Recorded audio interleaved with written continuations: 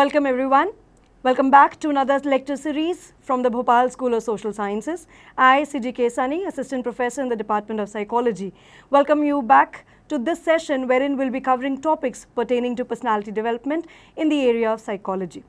Well, this topic will cater to undergraduate students as well as to anyone who's interested in studying this topic. So, in today's lecture series, we'll be covering what is the concept called personality, what are the definitions that will help us understand this particular word, and also what are the determinants of personality. When we think of the word personality, the first thing that comes to our mind is the external structure of a person, and we think, oh, this person looks good, henceforth the personality must be good. However, if we see from a scientific perspective, this is not the true definition of personality. Personality is not just alone how good your language skills are or how good your personality looks. It's just one element of the term personality. However, there are many other factors which cater to the development of personality and also to the understanding of the same. What are those factors? Let's go, but first let's begin with the definition of the word. Let us see how does the field of psychology define personality. First of all, we have a definition by Raymond Cattell, as you can see it on your screen. He defines personality as something which permits a prediction of what a person will do in the future or in a given situation. What does it mean is, personality is actually a combination of your traits, your thoughts, your behaviors, via which if we make a comparative study, we'll be able to predict that if a situation happens in the future, how are you going to behave? Well, when I name people like Hitler, Barack Obama, or any other political leader, or even if I name Mahatma Gandhi or Mother Teresa, well, these people become unique and distinct to you because of their personality traits, their features. And as soon as I say, okay, if in future one of them has to give charity, out of the 4 people that I named, you'll be able to predict at least one person who would be first to give charity because of the observation of the traits and features of that particular person. This is, as per Raymond Cattell's definition, this is what a personality observation must help us do. That is to predict what a person will do in future. Moving on, we have a definition by Watson as well. He defines personality is the sum of activities that can be discovered by actual observations over a long enough period of time to give reliable information. Well, he's talking more about personality measurement. He says that if you want to determine somebody's personality, all that you need to do is observe that person in question, but observe that person not just for a short period of time, but rather for a long period of time, so that whatever inferences you make out of your observations, they are reliable, they are consistent, and henceforth the prediction can be consistent. Finally, we have a very famous definition by Gordon Allport. Well, this famous psychologist defined personality as a dynamic organization within the individual of those psychophysical systems that determine his unique adjustments to his environment. Well, let me bifurcate this definition. He uses the word dynamic. What does it tell us about the characteristic of personality? First, that personality is not permanent. There are many psychologists, there are many theorists who in the initial phases of psychological development, they stated that personality is something which is stable, which is something permanent. However, we come to know that no, one of the beauty of personality is that yes, childhood experiences do cater to the development of personality. However, it's not completely permanent. One very good feature is that you have at every point of your time an opportunity to change certain features of your personality because it is dynamic in nature. Secondly, it also talks about the psychophysical systems. What does it mean? It means that personality is just not a combination of biological factors alone. It is rather an interaction between your biological factors as well as your environmental factors. Henceforth, once again, one beautiful factor about personality development is, if we say it's only made up of the biological factors, then what does it say is, because the genetic makeup is permanent almost, so personality is permanent. However, that is not how the nature works. Henceforth, we get to know that personality is also a combination of your environmental factors. Henceforth, a person whomsoever you see, even yourself, right? As much as the biological factors contribute in the development, equal is the role of the social and cultural factors. Henceforth, it is an evolutionary phase for your personality development. From childhood till the last moment of your life, there is always room for the personality to change or to modify to a certain extent. Also, he talks about the unique adjustment. There are certain features which are common to many people around us. However, there would also be certain features which make us distinct from every other person walking on this earth. Now, moving on, we have the major portion of this lecture, that is the determinants of personality. When we talk about how do we have personality information, what factors do actually contribute to personality development? Well, on your screen you can see 3 major factors. Let me emphasize, there are many factors which can contribute. However, these are the 3 major factors that I have taken up for my series. I hope it helps you out. The first factor that we are going to talk about is the biological factors. Then we have the psychological factors, and then we also have the environmental factors with us. Let's see. Let's begin with the biological factors first. As we already know that yes, the hereditary factors, they do contribute in the development of personality. That's something that we all know. Our gender, our genetic features, the color of the hair, the color of my skin, this is all determined by the genetic makeup that was contributed to me by my parents. And so is the case with every person who is watching this video, right? We also have physical stature. Well, this is more of a combination of biological as well as psychological factors. Physical stature, like the structures, you can see certain terms on your screen, that is ectomorph, mesomorph, endomorph. This is one of the typological approaches to determine or to explain personality features, right? Well, they say that your body build also caters to your perception of yourself, the concept of that you hold for yourself, right? So somebody who is round and short in structure would have his self concept pertaining to the body build. Somebody who is very muscular, the confidence level would be very different to a person who's just lean. And if that leanness is not considered culturally appropriate, well, the confidence level would be quite different from the one who is aesthetically appreciated in that culture. Moving on, we also have a biological feature called homeostasis. Well, you can yourself imagine there are days when you don't feel well. Suppose if you're feeling too hot or too cold, or your BP is up and down, there's crankiness in the mood, there is irritability in the mood. I know these are very short periods of moods and change in temperaments. However, suppose if it remains for a constant period of time, then it can alter your reaction process, it can alter the way you behave with people, it can alter the adjustment that you have in the environment, and henceforth the others can contribute while they are assessing you. Well, his personality is not so good. We also move to physical defects. Well, this organ inferiority term was for the first time contributed by Alfred Adler. He himself being one of the people who suffered from certain physical issues. He mentioned that physical ailments, which I have taken in as a separate 5th factor also, right? Physical defects themselves also contribute to our self-concept, our confidence, how we perceive ourselves, how we present ourselves in front of others. And this alteration that we do because of the illnesses or the physical defects that we may have can be taken as a determinant to personality development.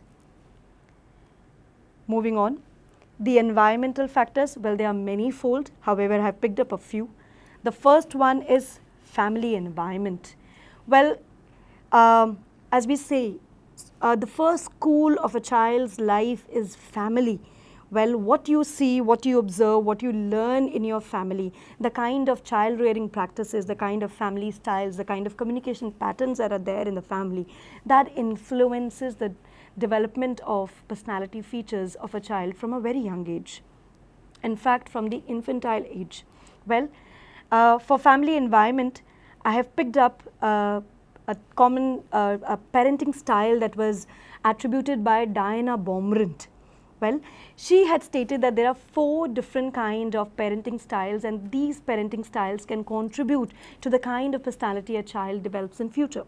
The first one that you see is the authoritarian parenting style.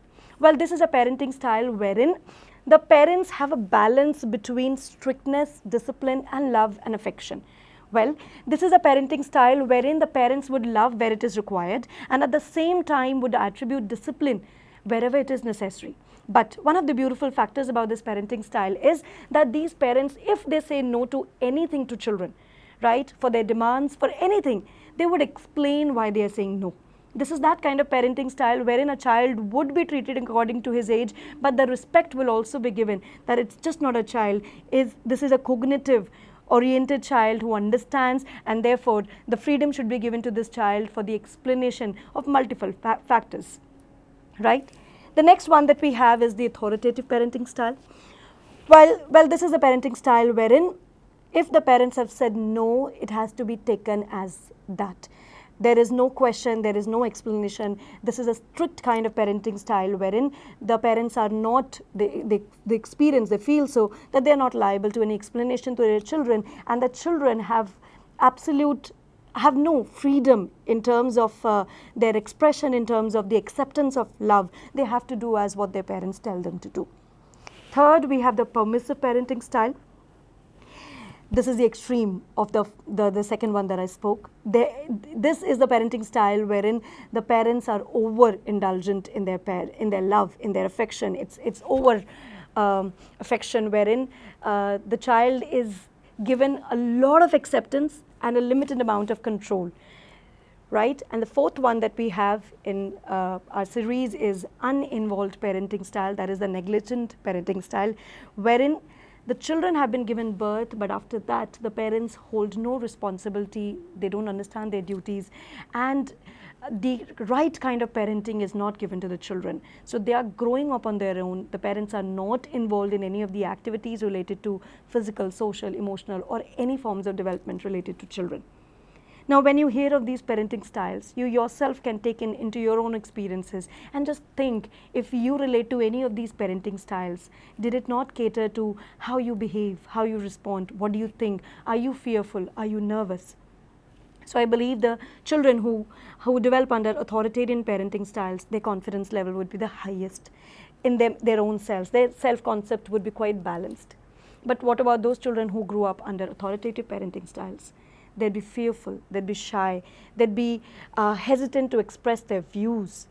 Third, the permissive parenting styles, well, they may have very high self-esteem, which may cater to even certain amounts of narcissism in their personality. And what about the uninvolved parenting style? These children may be confused or self-reliant, or they might take up the burden of the whole world upon themselves because they had to help themselves grow up rather than their parents. Moving on, the second factor that can contribute to the personality development, this idea was given forth by Alfred Adler in the 20th century, that is of birth order. Well, he said that in which chronological order are you born in your family, that too has an impact on your personality. You may relate to it. The older child in your family may say, I feel the burden of the whole family on me. However, he or she may feel superior to all the other children. If you are the second child, you may feel quite loved, right? If you're the middle child in the family, you may quite feel lonely, neglected, because you're the middle child. Nobody asks. And if you're the youngest one, some may complain, you're the most pampered one, you're the most loved one. I know when we say these kind of generalizations, these don't attribute to all. However, many would relate to these kind of attributions. Third we have in question is school. Well, this is the second learning platform, right? School does cater. I won't say language-based schools would cater much to your personality development, but I would rather emphasize the experiences that we have. The school environment, the attitude of the teachers, what kind of friends did you have? Did you have any kind of bullying experiences? They all cater to what kind of feelings of self-concept do you develop? Are you confident? Are you meek? Are you shy? Are you flexible in your communication styles? Did you develop any form of social skills during your school? So this will help you understand that how school caters to personality development. Majorly, school also helps in the development of character as well. The values, the moral values that we exhibit actually may come from our schools as well. They in fact play a major role in helping us learn and imbibe in our personality.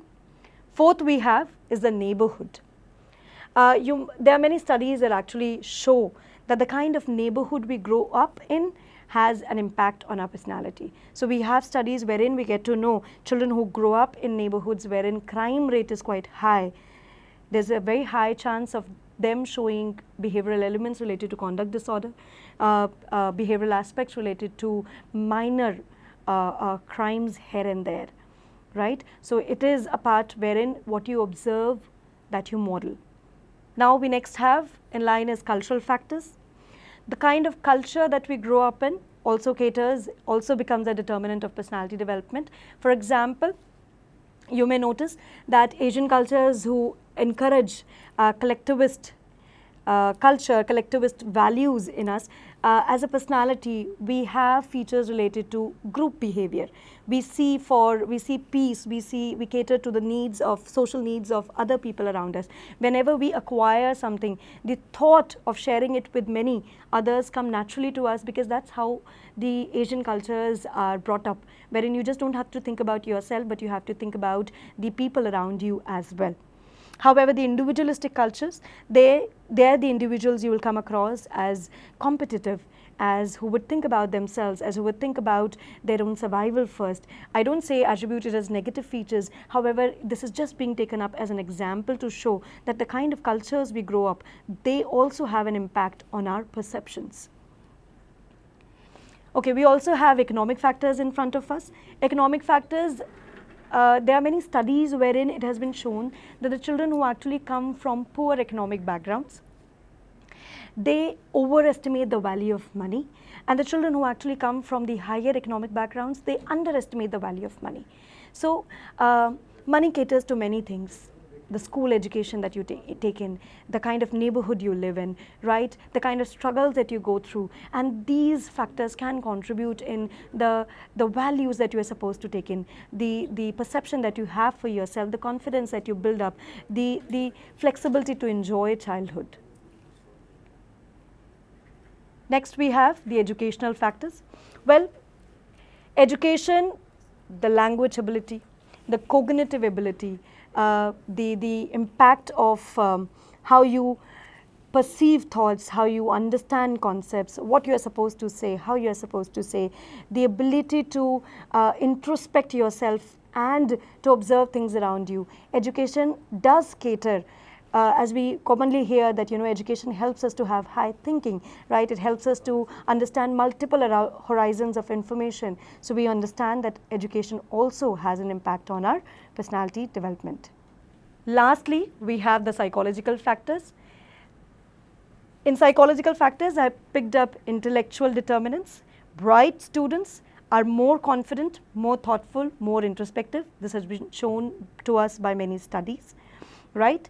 Emotional determinants, emotional intelligence too helps us to understand how persuasive would be, how our communication styles would be, how we have the social skills to interact with multiple people, and how do we hold off our character and temperament in situations wherein control of emotions is more important than the logical understanding of that situation. We also have aspirations and achievements, right? High achievements or high aspirations can become a source of motivation for us. Also, the goal setting behavior the more goal setting behavior you have, the more goals you achieve in your life, it boosts a different kind of self-esteem, a higher form of self-esteem, which caters ultimately to a good personality development. Lastly, excessive love and affection. Sigmund Freud had said in one of his studies that, excessive amount of affection, as we were studying in parenting styles, can lead or can show a vulnerability toward neurotic behavior.